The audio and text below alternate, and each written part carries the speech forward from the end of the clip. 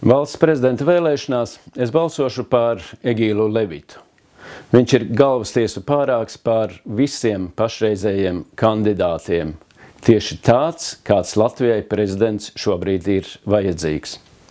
Un tālāk šis balsojums būs balsojums arī par to, kāda starptautiskā mēroga, kādas kultūras, kāda intelekta cilvēks būs Latvijas valsts pirmā amatpersona.